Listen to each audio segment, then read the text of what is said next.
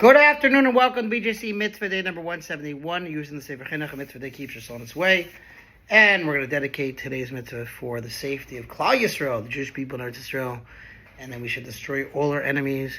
And very soon, see Mashiach speedily in our days. Amen. Here we go. New mitzvah, Parshas Tazria, third book Vayikra. The obligation regarding the Metzora's conduct in rending his clothing and letting his hair grow, and the similar obligation of all those who can convey tumah to people. Okay, impurity.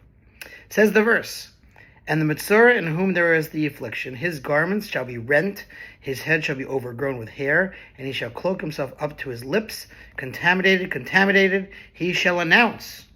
Says the mitzvah, a Metzora, i.e. one who bears the affliction of tsaras, described in Mitzvah 169, usually because of Lashon Hara, has a high level of tumah, ritual impurity.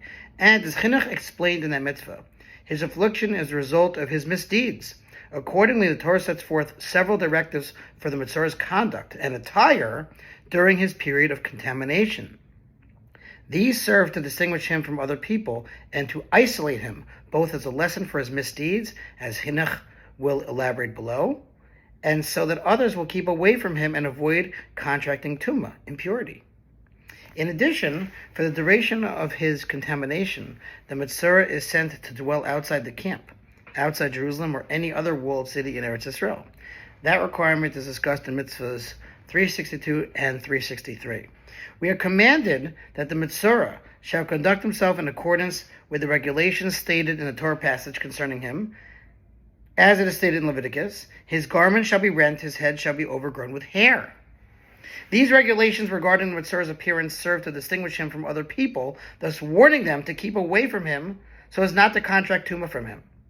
Chinuch proceeds to discuss the latter part of the verse, contaminated, he shall announce.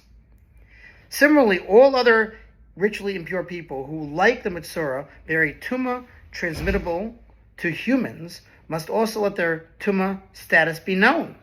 This is taught in the following quotation of Sifra to the verse. Again, Sifra is like the deeper commentary on the verses.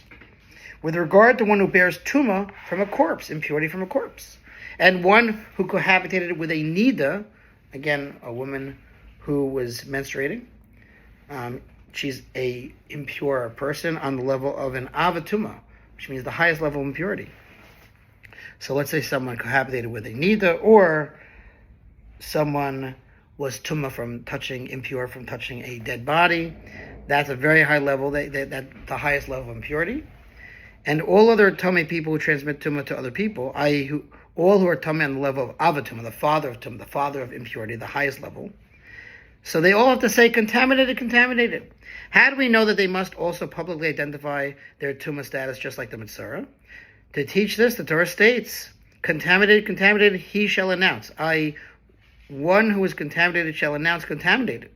The announcing mentioned in the verse means that he is to do something with his body through which it will be recognizable to people that he is impure, that he is tummy, so that they will keep away from him. Thanks for listening. We will continue with this mitzvah, God willing, tomorrow, to sponsor future mitzvah 36-100 for the gold. Have a great day.